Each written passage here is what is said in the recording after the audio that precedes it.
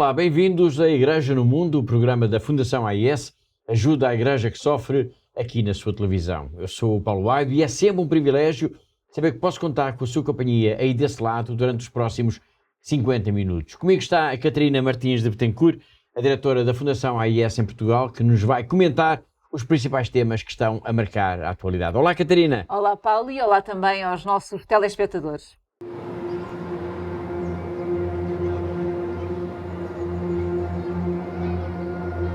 There are places where you will not even be permitted to practice your faith as a Christian.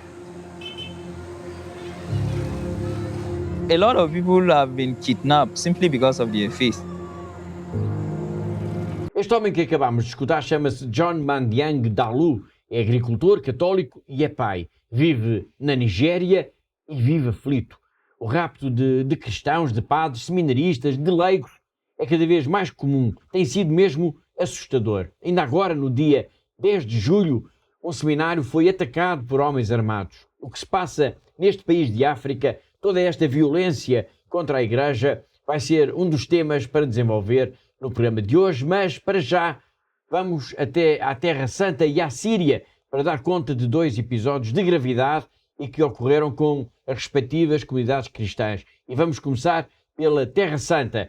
Na quinta-feira, dia 17 de julho, de manhã, a paróquia da Sagrada Família, em Gaza, foi atingida por um projétil. Houve pelo menos 3 mortos e vários feridos, incluindo, Catarina, o padre Gabriel Romanelli. É isso mesmo, Paulo. De facto, houve então 3 mortos e vários feridos, incluindo então o padre Gabriel Romanelli, que é o responsável pela única paróquia católica em todo o território da faixa de Gaza. Portanto, o edifício ficou danificado, Paulo. O ataque deu origem logo, quase de imediato, a vários protestos, por ser inadmissível que uma igreja perfeitamente localizada no terreno, onde estavam então abrigadas cerca de 500 pessoas, possa então ter sido alvo de um ataque, de um bombardeamento desta natureza.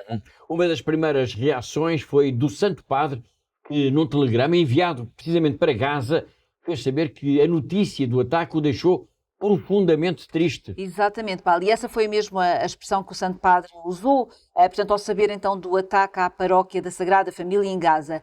E no telegrama que ele enviou, Paulo, além dele dizer que reza pelas almas das pessoas falecidas e desejar também a rápida recuperação dos feridos, o Santo Padre enfatizou também, uma vez mais, o seu apelo por um cessar-fogo imediato, assim como expressou também a sua profunda esperança de que o diálogo consiga chegar, através do diálogo, consigamos chegar então de facto à reconciliação e também de uma paz duradoura para esta região, Paulo. Claro, este é um assunto que queremos naturalmente desenvolver no próximo programa, mas importa salientar desde já a gravidade deste ataque, pois a Igreja da Sagrada Família mantinha-se, e importa lembrar isso, como uma espécie de ilha de paz, digamos assim, que resistia no meio de um cenário de violência e de guerra em que se transformou todo o território de Gaza. Exatamente, Paulo. E nós falámos aqui por diversas vezes no nosso programa e até desta importância simbólica, digamos assim, da presença desta comunidade católica, desta comunidade cristã,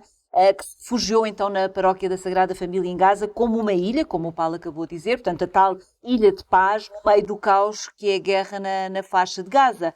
Portanto, tudo isto que aconteceu leva-nos, de facto, é muito grave, como é óbvio, e leva-nos a nós, Fundação AIS, uma vez mais, a pedir a todos os fiéis, a todos os benfeitores e amigos da Fundação AIS, tanto aqui em Portugal como no resto do mundo, para rezarmos juntos pela paz em Gaza, para rezarmos então pelo fim do tormento que esta guerra tem provocado, que, como temos visto praticamente todos os dias nas nossas televisões lá em casa, Paulo, uma guerra onde ninguém é respeitado, onde nem sequer as crianças, nem sequer os que estão refugiados estão dentro dos solos sagrados que são as igrejas, são a salvo. Exatamente. Obrigado, Catarina.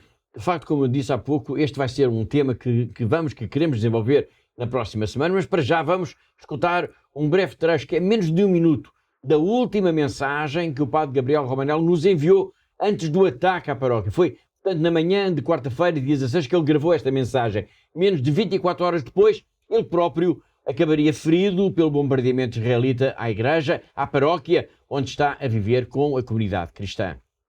A Dios nos concede, en medio de esta guerra atroz que sigue su curso, desgraciadamente. Hoy tuvimos un montón de bombardeos toda la noche, a la mañana también.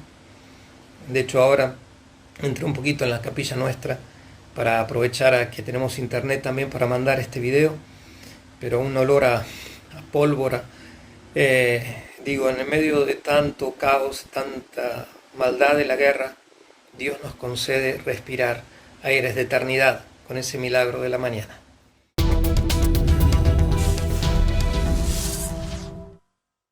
Foi o padre Gabriel Romanelli, que está na paróquia da Sagrada Família em Gaza e que foi a paróquia que foi atingida por um ataque, por um projétil na passada quinta-feira, dia 17 de julho. Na próxima semana vamos então voltar a este tema, vamos acompanhar a evolução de tudo isto. E agora temos de centrar a nossa atenção na Síria, porque também houve neste país e muito recentemente episódios alarmantes de violência contra a comunidade cristã.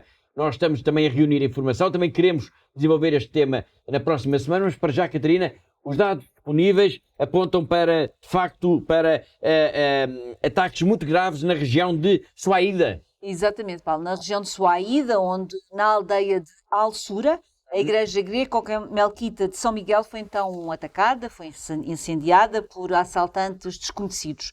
A extensão dos danos, Paulo, neste momento ainda não pode ser confirmada, uma vez que o acesso à zona neste momento é praticamente impossível, devido a toda a tensão que existe nesta região. Mas as imagens que estão a circular nas redes sociais mostram que efetivamente houve este ataque. Também por ali, Paulo, nesta zona, também 38 casas de cristãos foram incendiadas, deixando por isso muitas famílias cristãs sem teto.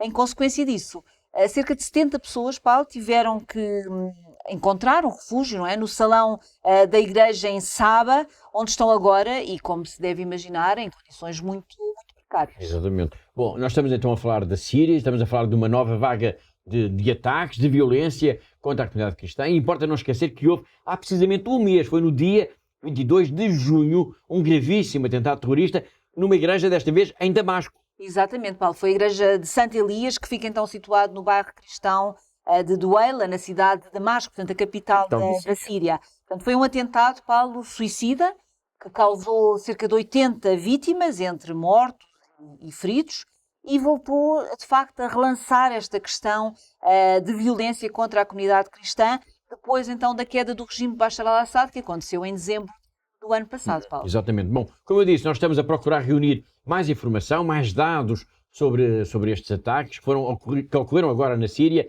isto já depois, portanto, do atentado há um mês em Damasco. Na próxima semana voltaremos então a este tema, seguramente, mas para já vamos recuperar as palavras, vamos recuperar o apelo à ajuda e às orações do bispo maronita de Alepo, uma mensagem muito breve que Dom José Tobji nos enviou logo depois do atentado à igreja de Santo Elias.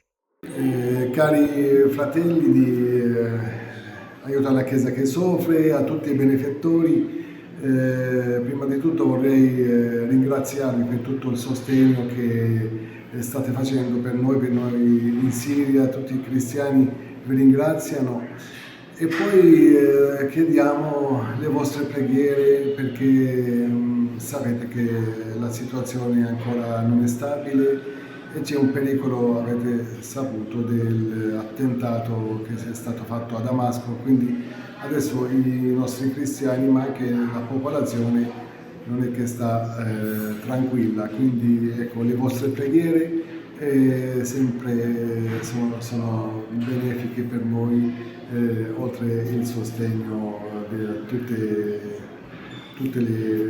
tutti i generi di sostegno. Grazie a voi e arrivederci.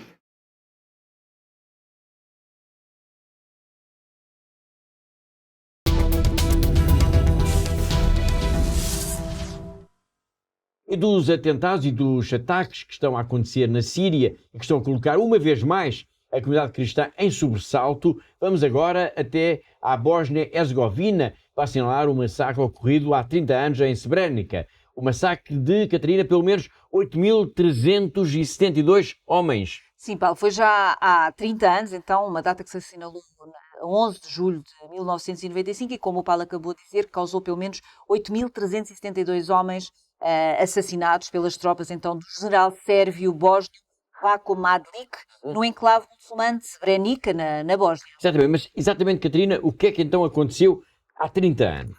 Bom, Paulo, podemos dizer que Srebrenica foi, de facto, o massacre mais grave que aconteceu no solo europeu desde a Segunda Guerra Mundial, com uma operação de uma limpeza étnica, com o objetivo então de construir uma grande Sérvia cristã ortodoxa à custa da população bósnia e croata da Bósnia. Portanto, as vítimas foram maioritariamente muçulmanos, Paulo, e eram pessoas que tinham entre os 13 anos e os 75.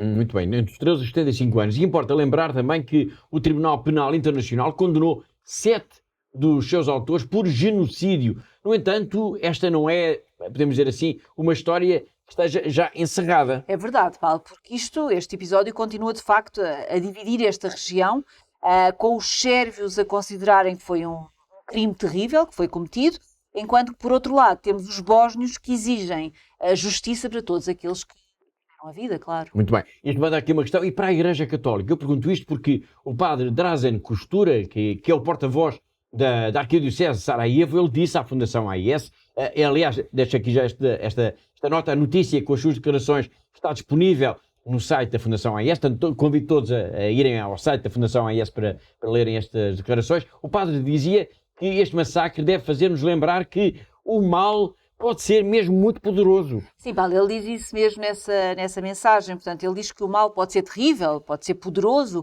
e que nos faz recordar também que estes crimes são uma coisa de que ninguém que tenha, de facto, princípios morais sólidos, não é? Que se possa orgulhar de tudo isto que aconteceu. Mas o massacre de Srebrenica, Paulo, sempre que é assinalado, é também uma oportunidade para se fazer justiça e se trabalhar para a reconciliação entre os povos. Afinal, Paulo, já passaram 30 anos desde este massacre, mas mesmo assim parece que todo estes anos, ainda não foram suficientes para sarar todas as feridas que existem. Exatamente. Falamos então da Bósnia-Herzegovina, a propósito do massacre de Srebrenica, assinalado no dia 11 de julho. Isto permite-nos também um olhar rápido para o que é a Igreja Católica neste país. E podemos dizer, Catarina, que é uma igreja muito pequena. Sim, é muito pequena, Paula. Atualmente existem cerca de 400 mil fiéis católicos, claro.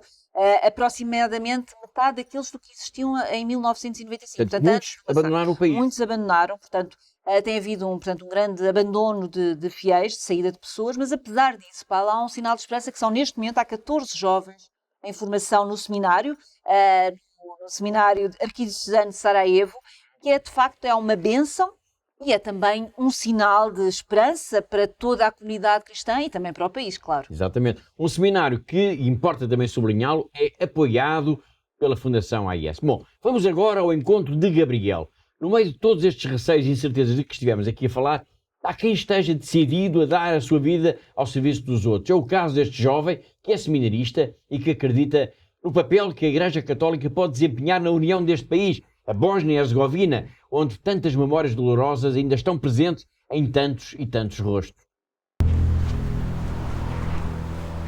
Moje ime je Gabriel. Živim u Sarajevu, u Bosni i Hercegovini. U mojoj zemlji ništa nije lako. 3 različite vjere, nacije i snovi čine nas daleko od nas samih.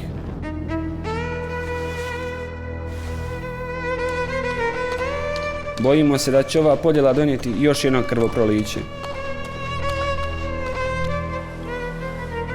Zbog rata katolici su raseljeni, a oni koji se vraćaju kući često su diskriminirani i socijalno ugroženi.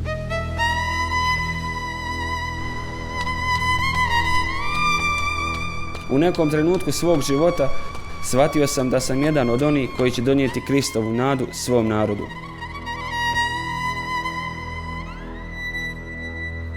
Vidim Boga iza sebe, bez njega ne mogu dalje.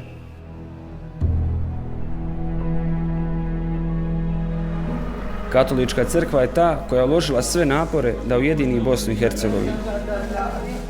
Jasno vidim da su ljudi u velikoj brizi i pomoći.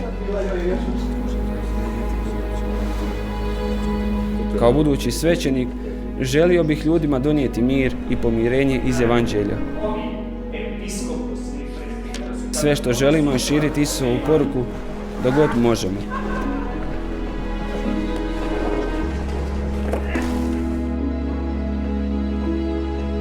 Međutim, da bismo postali svećenici, potrebno je zamoliti donatore ACN-a za materijalnu potporu.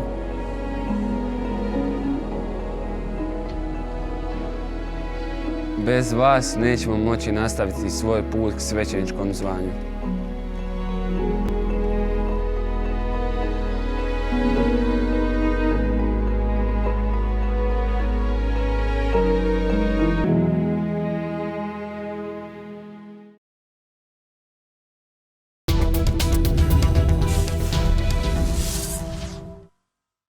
Depois deste testemunho tão carregado de esperança que nos chega deste jovem seminarista de um país ainda tão carregado de sombras na Península Balcânica, na Europa, vamos agora ao tema de abertura do programa de hoje, o ataque a um seminário na Nigéria, ataque em que foi assassinado um homem, o segurança do edifício, e em que 3 seminaristas foram raptados. É preciso dizer que, até este momento, no momento em que estamos aqui em estúdio a gravar o programa, ainda não há notícia dos 3 jovens.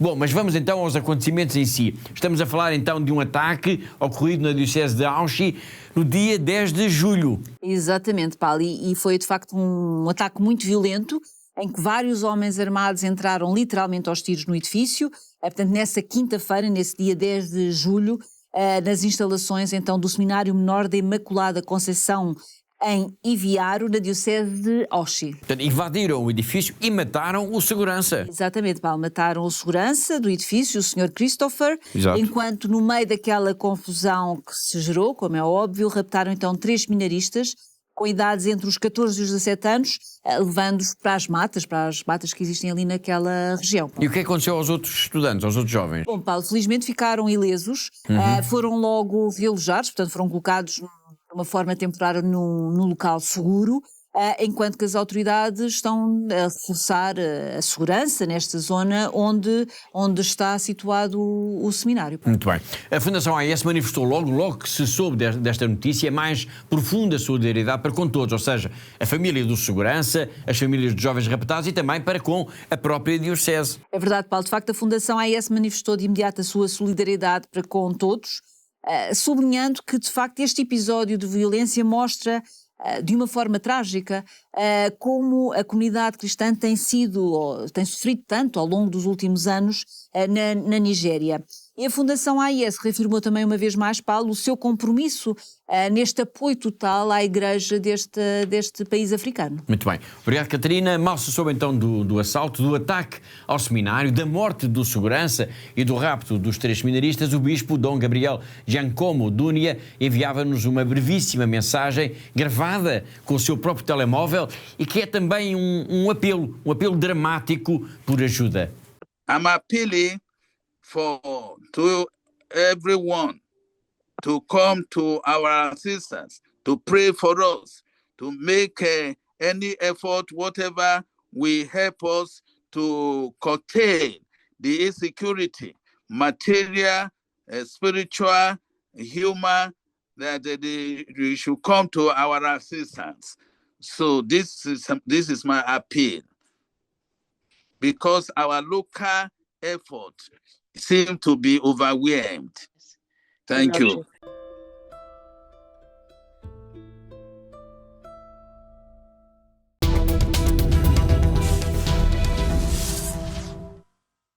Foi o bispo de Auchi num apelo dramático enviado para a Fundação AES logo após o ataque ao Seminário Menor da Imaculada Conceição em Iviaro, na Nigéria. E importa lembrar também que este não foi o primeiro ataque ocorrido neste seminário. De facto não, Paulo. Já a 27 de outubro do ano passado, o próprio reitor, o padre Thomas Oyod, foi sequestrado, também na sequência de um ataque semelhante a este, em que também acabou por ficar em cativeiro durante 11 dias. Este caso, Paulo, mostrou-nos também a coragem deste homem, deste sacerdote, o reitor do seminário, que na altura, como a Fundação AES noticiou, o padre Thomas terá suplicado aos criminosos para levarem-no a ele, em vez de levarem 2 estudantes que já estavam a ser arrastados para fora das instalações do seminário.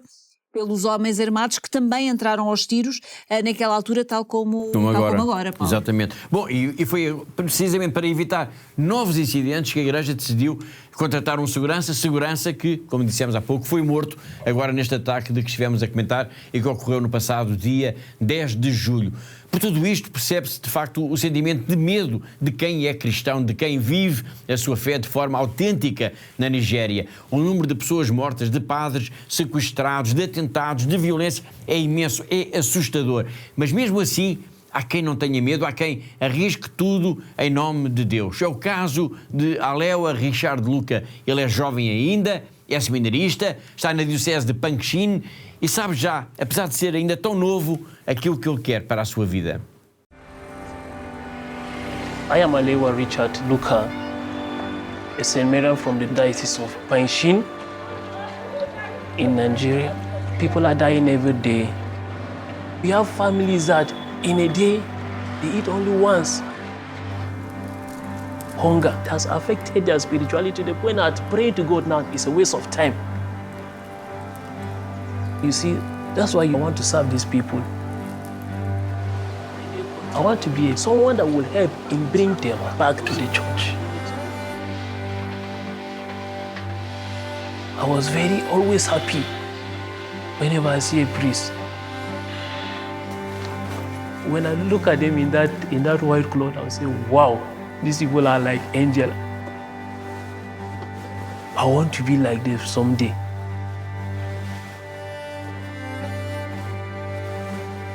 I want to serve the people with everything that God has given me.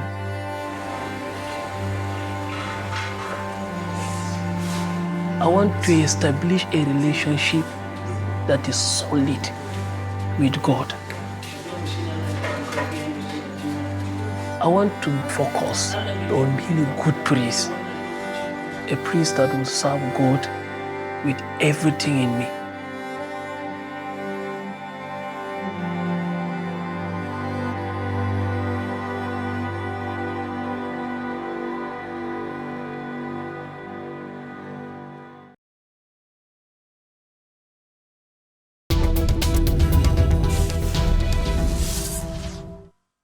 Escutámos o jovem Alewa Luca, um seminarista sem medo, que quer ser um bom padre na Nigéria. As palavras deste jovem ganham destaque por ele ser nigeriano e por este ser, de facto, um país onde os cristãos são perseguidos. Será mesmo, podemos dizê-lo, um dos países onde a violência contra esta comunidade é mais acentuada. Quero apenas lembrar que há apenas algumas semanas, em junho, ocorreu um massacre de cerca de 200 de cristãos no estado de Benue, de que falámos aqui no nosso programa. É verdade, Paulo, e de facto este é um dos episódios que foi já considerado como um dos mais violentos em toda a história da Nigéria contra precisamente a comunidade cristã. Exatamente. Bom, e tudo isto vai-nos levar-nos agora a pensar, obviamente, que com tanta violência, toda esta violência está a provocar, de alguma forma, a diminuição do número de fiéis na Nigéria. Bom, mas é exatamente o contrário aquilo que tem estado a acontecer. E vamos lançar desde já o número da semana.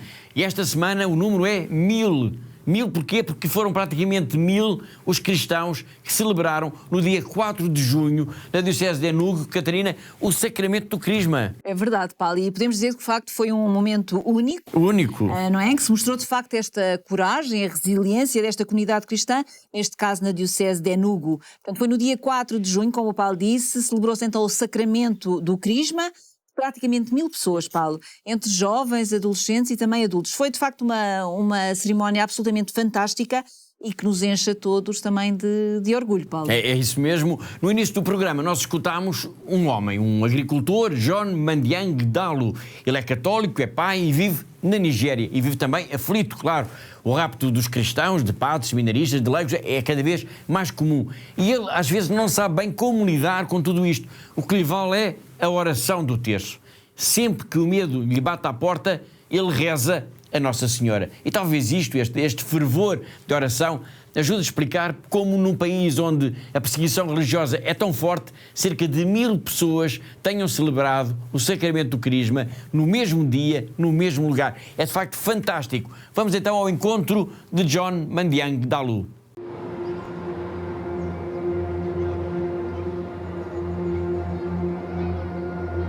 There are places where you will not even be permitted to practice your faith as a Christian. A lot of people have been kidnapped simply because of their faith. Just last week, a priest was kidnapped. These are the realities that we are faced with. My name is John Mandiang Dalio. I am a farmer. I am a Catholic, a Christian. And then you start wondering, I will send my kids to school. I don't know what will happen because I don't go with them. We cannot stop practicing our faith simply because of those challenges. As a Christian, I don't have any reason to be hopeless because I know he who is in me is greater than he who is in the world.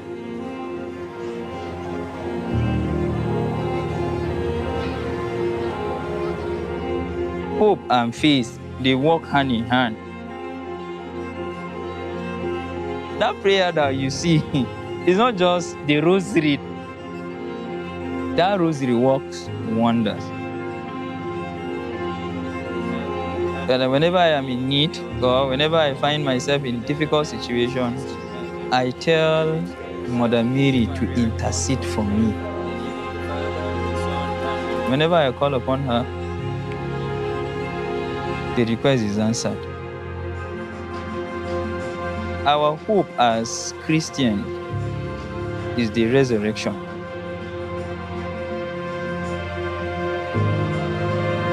If you don't have that hope, your faith will be shaken.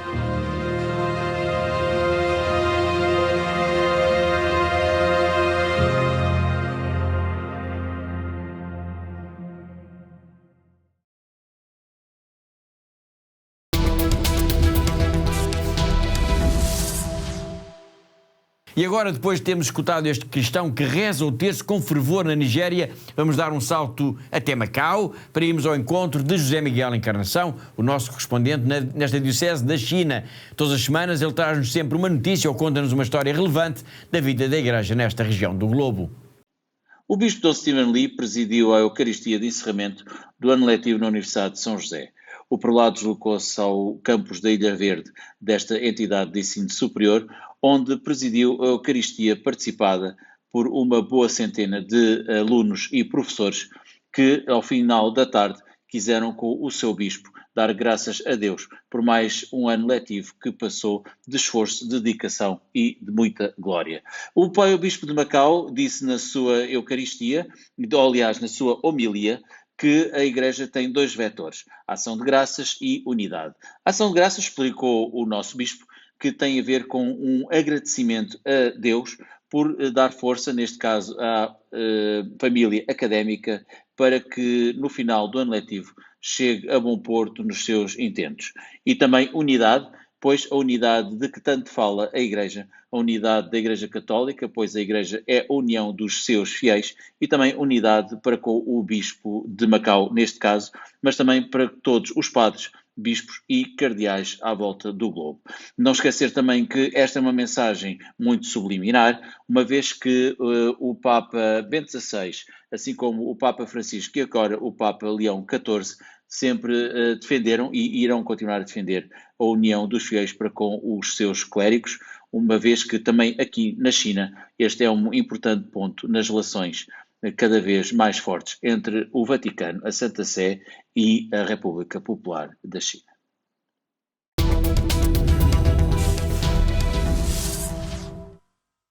Foi José Miguel Encarnação, o nosso correspondente em Macau, e assim chegamos ao fim da primeira parte do nosso programa. Na segunda parte, nós vamos continuar a escutar as entrevistas que fizemos com a irmã Beta Almendra, uma religiosa portuguesa que está em missão em Uau, no Sudão do Sul, com o bispo Dom Diamantino Antunes, de Tete, em Moçambique, e com Dom Vítor Camacha, de Bafatá, na Guiné-Bissau. 3 entrevistas, 3 protagonistas da Igreja do mundo que fala em português. Tudo para escutar daqui a pouco, depois de um breve intervalo. Até já!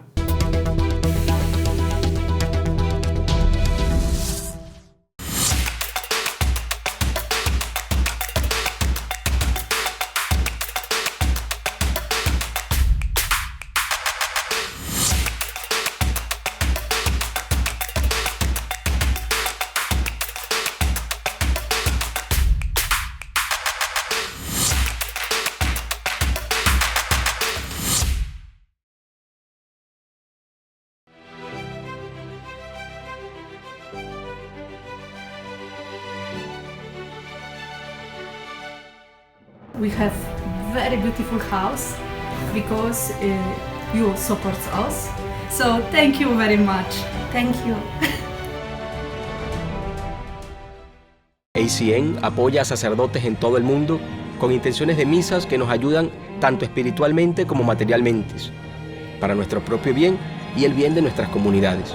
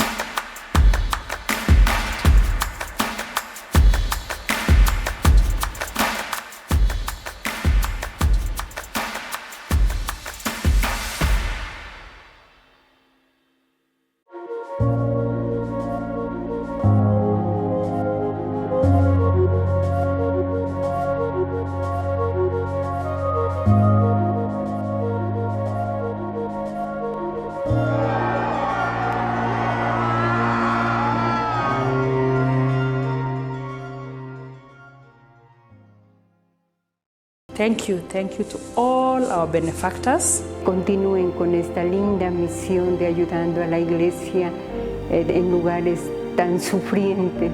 Щиро дякую всім вам, що ви є на хресній дорозі, допомагаєте нам нести наш хрест.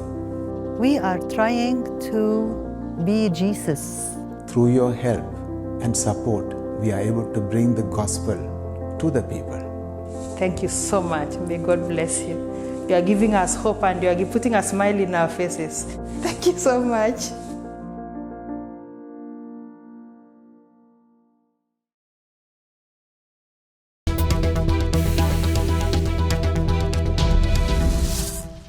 Em pleno século XXI existem pessoas comuns, pessoas como nós, mas que arriscam a vida pela sua fé. São autênticos heróis. Todos os dias, homens, mulheres e até crianças enfrentam a violência e o próprio medo só para se manterem fiéis àquilo que é mais importante. Eles merecem o nosso maior respeito.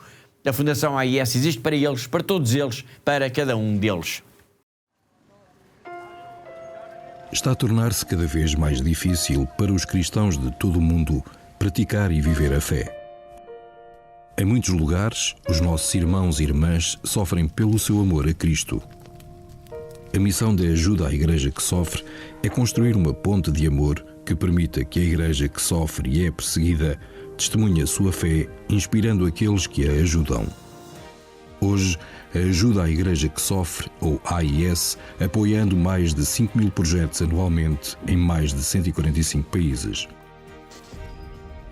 Hoje em dia é necessária muita desta ajuda no Médio Oriente, onde a presença cristã enfrenta uma ameaça existencial.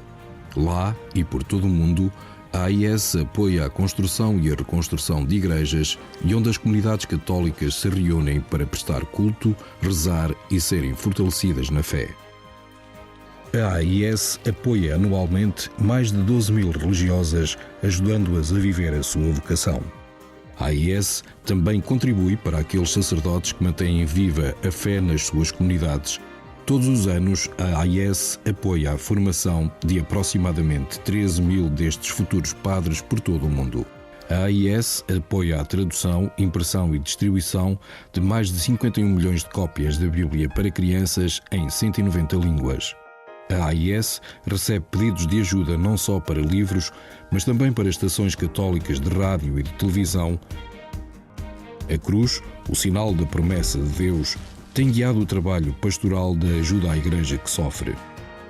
É a cruz que também tem inspirado os benfeitores da AIS a ajudar aqueles que não conseguem levar as suas cruzes sozinhos. Eles estão a ser testados na fé. Nós estamos a ser testados no amor.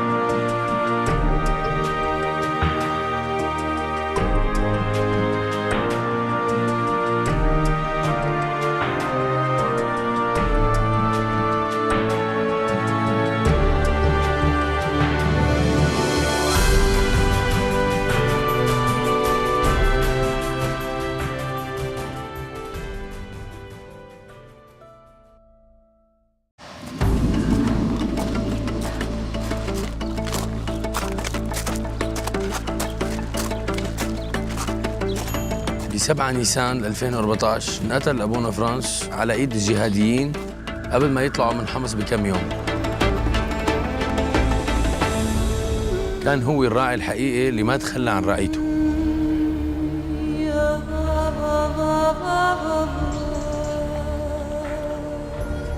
هو كان بالنسبة لنا أخ كبير ومعنا دائما، وكان بالنسبة له كل شخص لحاله هو شخص مهم.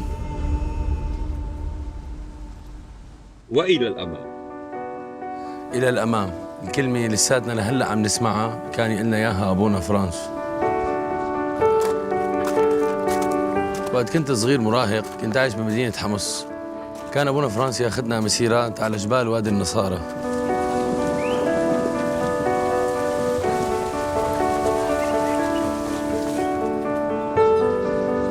علمني أبونا فرانس افرح بإيماني، وكان دائما يحمسنا لنكمل طريقنا لنعمل حياة أفضل لإلنا وللي حوالينا.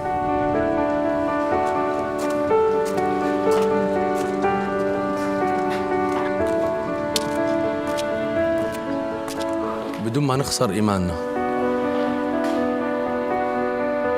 حتى جيرانه الإسلام اللي ضلوا حد الدير ما تركهم، كان يقدم لهم أي شيء بيقدر عليه من أكل ومأوى.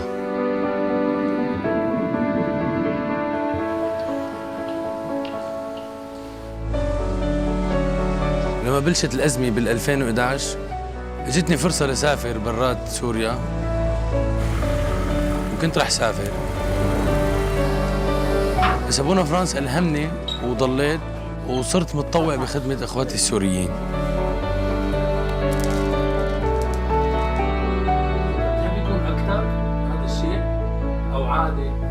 إلى الأمام، كلمة إلى الأمام صار لها معنى تاني بالنسبة لي.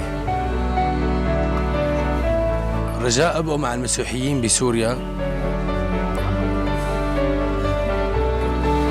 وساعدونا ليبقى الأمل والإيمان عايشين عند الناس اللي خسرت كل شيء، مشان يعرفوا إنه الله ما رح يتخلى عنهم مثل ما عمل أبونا فرانس.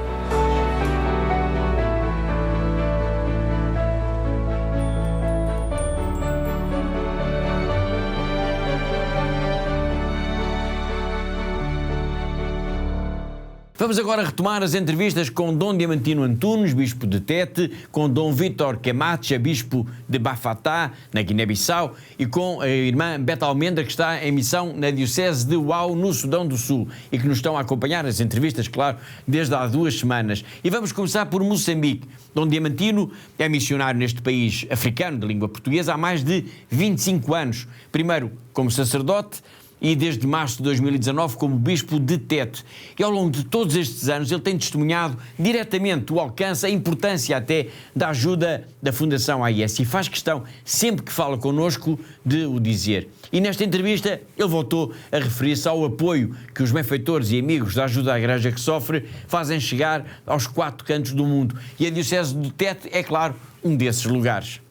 A Diocese de Tete, além de ter um território imenso, é também uma região montanhosa, pedregosa e está mal servida de estradas. Além disso, o território este, oeste, está dividido pelo rio Zambeze, o grande rio que atravessa a Diocese num percurso de 900 km. E não é possível passar de uma margem para outra, de sul para norte, apenas na ponte que existe na cidade de Tete. Então, um território imenso e de difícil acesso. A locomoção não sempre é fácil. Apesar disso, procuro chegar a todos os lugares usando todos os meios possíveis. Acabo de regressar de 3 semanas de visita pastoral à parte da região sul da Diocese, aos distritos de Mague, Caborabaça e Marara, para visitar algumas comunidades cristãs nas zonas mais montanhosas e periféricas. Usei, além do carro, outros meios, como barco, mota e até usando o cavalo de São Francisco, isto é, andando a pé, para poder chegar às comunidades, porque mesmo de mota não é possível, porque são carreiros muito estreitos e muito pedregosos. Neste momento, na Diocese de Tete, temos 42 missões, paróquias, e faço a visita pastoral a cada missão de 2 em 2 anos. Geralmente a visita pastoral dura uma semana. Metade do ano, de maio a dezembro, estou em visita pastoral. Dentro do território da missão também procuro visitar as comunidades cristãs mais distantes, aquelas sobretudo que nunca foram visitadas por um bispo, nunca viram um bispo na sua vida.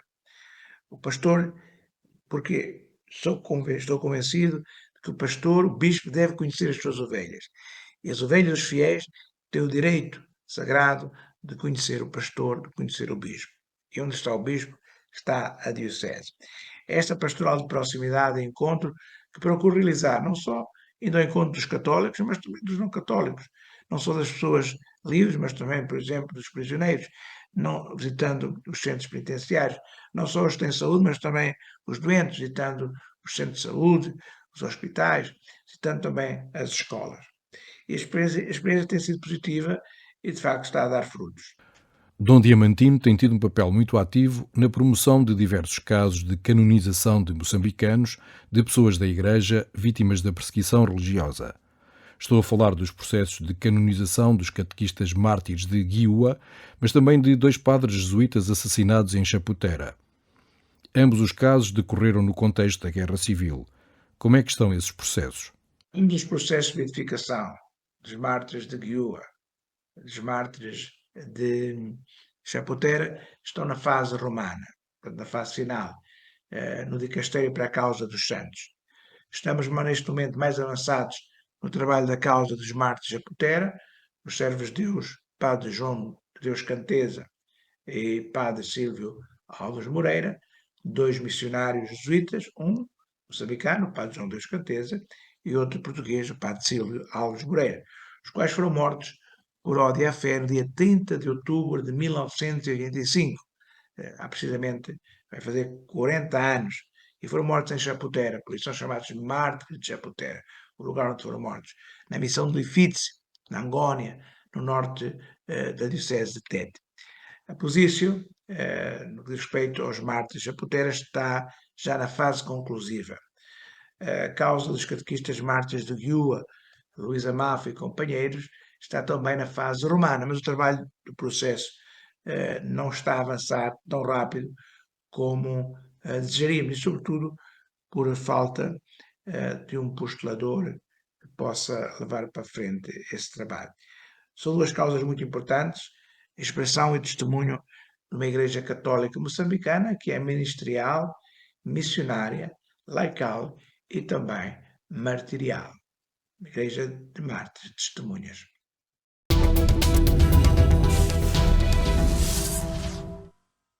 Foi Dom Diamantino Antunes, bispo de Tete, em Moçambique, e agora vamos até à Guiné-Bissau. Vamos ao encontro de Dom Vítor Luís Camacha, o novo bispo de Bafatá, cuja cerimónia de ordenação episcopal aconteceu a 28 de junho. Nas últimas semanas, o bispo tem-nos falado um pouco, tem-nos feito um pouco o retrato do país, um país muito pobre, com grande carência de infraestruturas, nomeadamente na área da educação, e hoje, tal como o bispo de Tete, que acabámos de escutar, também o bispo de Bafatá nos vai falar da importância da ajuda que a Fundação AES tem dado e que pode ainda dar à sua diocese e ao país, a Guiné-Bissau. É verdade, Paulo, e neste momento já é uma ajuda que já se materializa em vários projetos, em várias áreas, nomeadamente, por exemplo, a comunicação social. Por exemplo, Paulo, esta rádio onde foi gravada esta entrevista é de facto uma rádio que também foi apoiada por nós, que é a Rádio Solmansi. Exatamente, mas Dom Vítor Camacha referiu também outros aspectos, outros setores importantes de cooperação, como por exemplo a formação dos professores. Sim, ele falou da formação de professores, o trabalho de evangelização, a formação dos agentes pastorais, dos catequistas, por exemplo. Exato. Portanto, tudo isto, Paulo, são áreas que a Fundação AES está envolvida e que poderão ser, de facto, a expressão, não é, deste apoio concreto à Guiné-Bissau, tal como a construção, por exemplo, de edifícios. Paulo. Exatamente. Bom, o bispo salienta, por exemplo, que, por causa da questão dos edifícios, que há aldeias que não têm, por exemplo, escolas. Muito bem, vamos então retomar a entrevista com o novo bispo de Bafatá, Dom Vítor Camacha, entrevista que foi realizada, como a Catarina sublinhou, nas instalações da rádio Solmansi e que foi realizada com o apoio também de Casimiro Cajucam, que é o diretor desta que é a emissora católica da Guiné-Bissau. Eu acho que a AES pode muitíssimo bem ajudar a nossa diocese. Como já disse, a nossa diocese é uma diocese pobre e eu acho que pode ajudar, por exemplo, na parte da educação, com a formação dos professores, porque eu acho que precisamos de preparar melhor os nossos professores e deve-se pensar num ciclo de, como se diz em italiano, de aggiornamento, isto é, atualização dos professores. Isso ajudaria muito, primeiramente. Podes pensar também nos edifícios, na construção. Há aldeias que não têm escolas. E eu acho que ajuda a igreja que sofre, poderia ajudar nesse sentido. E, a nível da evangelização, ajudar na formação de agentes pastorais.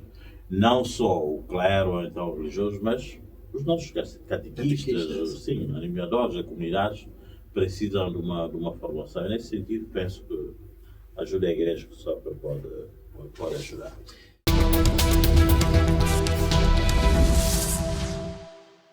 Foi Dom Vítor Camacha, entrevista ao nosso programa, entrevista gravada nas instalações da Rádio Solmansi, na Guiné-Bissau, e em que contámos com a colaboração, e fica aqui uma vez mais o nosso muito obrigado, com a colaboração de Casimiro Cajucam, que é o diretor da estação.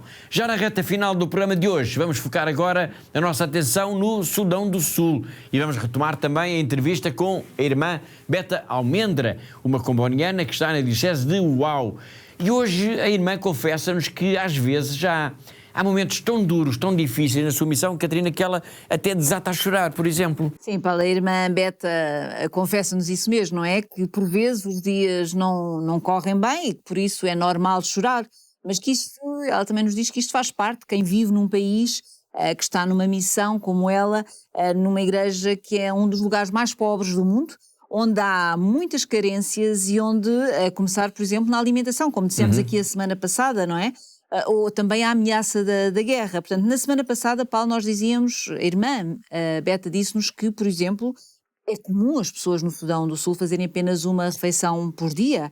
E é preciso sublinhar isto, Paulo. Portanto, estas pessoas não estão de modo algum a fazer dieta, são simplesmente não têm capacidade para fazer mais do que uma refeição por dia. E isto é dramático para quem está como a irmã Beta em missão. Sem dúvida alguma. Bom, a irmã, nós já vamos escutar a irmã Beta Almendra, mas curiosamente também ela, aliás, tal como o bispo de Bafatá e o bispo de Tete, que acabámos de ouvir, sublinha também ela a importância da ajuda concreta da Fundação AES à missão também concreta da Igreja. É verdade, Paulo, e nós ficamos muito felizes, claro, porque não somos nós próprios a dizê-lo, não é? Mas são estes padres, são estas irmãs, são estes bispos que nos vários países reconhecem de facto a importância deste apoio concreto da Fundação AIS para que a Igreja possa então cumprir a sua missão de estar junto dos mais pobres, dos mais necessitados. E hoje, Paulo, nós ouvimos aqui então um bispo de Moçambique, um bispo da Guiné-Bissau. O bispo de Moçambique, ele falou de facto deste esforço solidário dos benfeitores da Fundação AIS. Ouvimos o bispo da Guiné-Bissau também a descrever os vários projetos que a Fundação AIS pode colaborar também ativamente. E agora vamos, para finalizar, Paulo, vamos ouvir então a irmã Beta, que nos vai falar então desta iniciativa concreta promovida então no Sudão do Sul, graças à ajuda da Fundação AIS, do apoio dos nossos benfeitores, que deu de facto à Diocese de Uau, onde está a irmã. É isso mesmo. Obrigado. Vamos então escutar já de seguida mais um trecho dessa entrevista com a irmã Beta Almendra, uma comboniana portuguesa que está presente na Diocese de Uau, no Sudão do Sul. Vamos imaginar que se a irmã Beta Almendra escrevesse um diário, não sei se escreve, se não, mas imaginando que escreve um diário, no final do dia pode escrever assim: conseguimos, fizemos, está a correr bem, ou pode haver dias em que diz: caramba, hoje falhou, hoje não foi lá. Choramos, há dias que choro, porque realmente as coisas correram mesmo mal, não é? Já tive 2 ou 3 dias que realmente, graças a Deus, somos uma comunidade de irmãs e que nos apoiamos. Temos diferentes serviços, mas depois à noite juntamos, jantamos, conversamos, dizemos as nossas dificuldades e apoiamos uns aos outros, rezamos, e é isto que nos dá a força, porque há dias que correm mesmo mal. E já houve muitas vezes que chorou, então? Quantas! Choramos porque as coisas não correm bem e pensamos que estamos a fazer o nosso melhor e parece que não estamos a fazer o nosso melhor. As coisas, a realidade é muito dura em todos os aspectos e pronto. Eu imagino que quando alguém bate à porta a pedir alguma coisa para comer e regressa de mãos vazias, deve ser desesperante. Claro que tentamos dar sempre um pedaço de pão, nem que seja, não sei, agora era a altura dos mangos, andámos a apanhar mangos para dar, mas raramente vai alguém de mãos vazias, não é? Não é com quantidade para ajudar a família, porque muita gente vem e pede para ajudar a família e, olha, há alguma coisa, um quilo de açúcar, ninguém vai assim de mãos vazias, não é? Mas pronto, sabemos que a realidade é muito dura depois, não é? Depois mortos, vivos. Bem, eu tenho que parar aqui e voltar a fazer. Nessa realidade que está a descrever, é preciso também perceber um pouco como é que tem funcionado, de alguma forma, o trabalho, o apoio da Fundação AIS. A Fundação AIS está presente na Diocese do Uau, está presente no Sudão do Sul, não só nessa Diocese, noutras também. Como é que vê esse apoio? Como é que, neste caso, é uma portuguesa, mas isso é irrelevante ser uma portuguesa, mas como é que uma missionária europeia, digamos assim, uma missionária, vê o trabalho que é feito por fora, digamos assim, uma instituição como a Fundação AIS, que dá esse apoio, que permite que esse trabalho de alguma forma se concretize, ou pelo menos valorize esse trabalho. Como é que vê isso? Pois, porque no Sudão do Sul, onde eu estou, Uau, mas penso que é realmente todo o Sudão do Sul, dependemos muito ainda dos projetos, não é? Não é uma igreja, a igreja local não é uma igreja forte, autónoma, não é? Portanto, dependemos sempre de ajudas externas, mesmo para tudo, não é? E quando vamos tendo, e quando vamos conseguindo fazer alguma coisa, eu lembro-me agora, tive um apoio muito específico da Igreja Católica para um campo vocacional, para chamar os jovens, e foi a seguir à Páscoa, ano passado, não é? Fizemos um campo vocacional, chamamos jovens daqui, de lá, e realmente vimos que só foi possível fazer este encontro e de mais de 150 jovens com a ajuda de alguém, não é? Neste caso, o alguém foi a Fundação AIS. Pronto, foi claro, não é? E resultou, e foi muito bonito, e queríamos mais, e queríamos fazer mais, mas pronto, as limitações, mas foi um degrau, como se diz, um passo realmente muito bom para os jovens e a nível até vocacional, para promover as vocações também. Em Sudão há vocações, não é? Há jovens que querem ser padres, freiras, e a igreja local tem que crescer, isso não tem que crescer, e estamos lá para ajudar a igreja a crescer. E nós somos pontos, missionários somos pontos, não é? Que ajudamos estas coisas a que aconteçam, e pronto, e vai se encaminhando.